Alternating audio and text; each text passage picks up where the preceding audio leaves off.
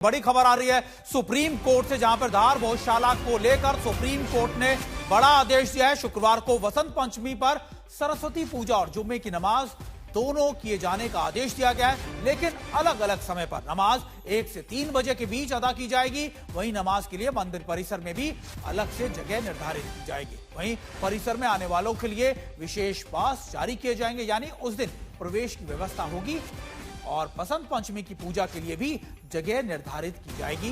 पूजा के लिए कोई समय सीमा निर्धारित नहीं है। हमारे साथ रवीश पाल भी हमारे साथ जुड़े हुए हैं गौशाला से। रवीश, आप लगातार वहां पर जो सुरक्षा के इंतजाम है, आप तस्वीरें हम दिखा रहे हैं अपने दर्शकों को, अगर आप वहां से कुछ दिखा सके, और अभी वहां के ताजा हालात कैसे हैं?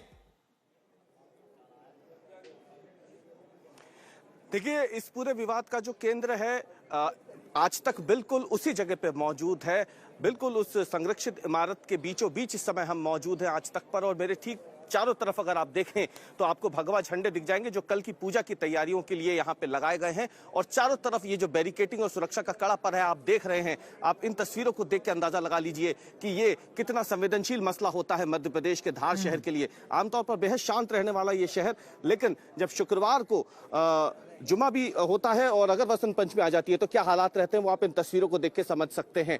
कमोबेश वही स्थिति होती है जो किसी जमाने में अयोध्या में होती थी, वो ही स्थिति धार शहर में देखने को मिलती है। और प्रशासन के सामने सबसे बड़ी चुनौती होती है कि यहाँ पे वसंत पंचमी की पूजा करवाई जाए या फिर जुमे की नमाज कराई जाए। अगर शुक्रवार के दिन किसी और दिन पर पड़ती है वसंत पंचमी तो ये समस्या नहीं आती है। समस्या सिर्फ उसी दिन आती है जब शुक्रवार और जुमा और वसंत पंचमी एक साथ आ जाते हैं। और यही एक सबसे बड़ी चुनौती आज भी प्रशासन के सामने बनी है। फिलहाल सुप्रीम कोर्ट ने आदेश दे दिया है कि पहले की तरह, यानी साल 2003, 2013 और 2016 में जिस तरीके से पूजा भी की गई थी और 1 से 3 बजे का जो समय है नमाज के लिए वो भी दिया गया था, तो उसी स्थिति को यथावत रखा है सुप्रीम कोर्ट ने आज के आदेश में। और साफ कर दिया है कि हिंदू पक्ष जो है वो पूजा भी कर सकेगा और जो मुसलमान पक्ष है वो आकर के दोपहर में अपनी नमाज भी पूरा कर लेगा। तो यही वो केंद्र है, यही वो सामने यज्ञ कुंड है, हवन कुंड है, जहां पे पूजा होती है, जिसे लेकर के आप देखिए कि किस तरीके से यहाँ पे सुरक्षा की तैयारियां की गई हैं। और आज तक बिल्कुल उसी परिसर के भीतर मौजूद है। हम सुबह से तस्वीरें दिखा रहे हैं। रवीश, आप बने रहिए हमारे साथ, लगातार ये तस्वीरें हम अपने दर्शकों को दिखाते रहेंगे। लेकिन हमारे साथ संजय शर्मा सुप्रीम कोर्ट से भी जुड़े हुए हैं।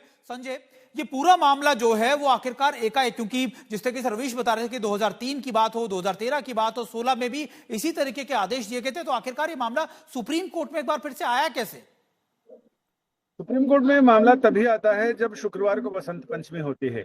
और पिछली बार की बात करें तो पिछली बार काफी तनाव हो गया था वहां परिसर में और पुलिस बल वहां तैनात था। इसके बावजूद तनाव की स्थिति हो जाती है, क्योंकि उसी समय जिस समय नमाज का टाइम होता है उस समय अगर घंटे घड़ियाल बजाने लग जाएं लोग तो नमाज में डिस्टरबेंस भी होता है। तो ऐसे में सुप्रीम कोर्ट ने साफ कर दिया है कि अंदर परिसर में आने वाले लोगों के लिए उस दिन विशेष पास की व्यवस्था होगी, ताकि प्रशासन को ये पता रहे कि अंदर कौन गया है। अंदर कोई अप्रिय स्थिति होती है, मैं जो इसका मतलब लगा पा रहा हूँ ये कि अंदर कभी कुछ ऐसी स्थिति होती है तो प्रशासन को पता रहना चाहिए कि कौन लोग अंदर गए हैं और उन लोगों के परिचय और पहचान क्या है। तो ऐसे में ये नहीं कहा जा सकता बाहर के लोग आए और उन्होंने हंगामा कर दिया। तो इसके साथ ही कोर्ट ने ये भी कहा है कि पहले जैसी व्यवस्था होती रही है वैसी व्यवस्था होनी चाहिए, यानी सुबह से लेकर दोपहर 12 बजे तक सरस्वती पूजा होगी उसी परिसर में।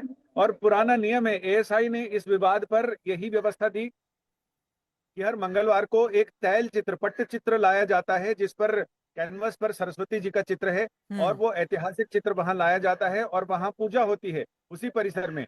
ये इस्लाम की जो विचारधारा है उसके भी अलग है कि वहीं पूजा भी हो रही है वहीं नमाज भी हो रही है। बिल्कुल बिल्कुल संजय, आपका बहुत बहुत शुक्रिया।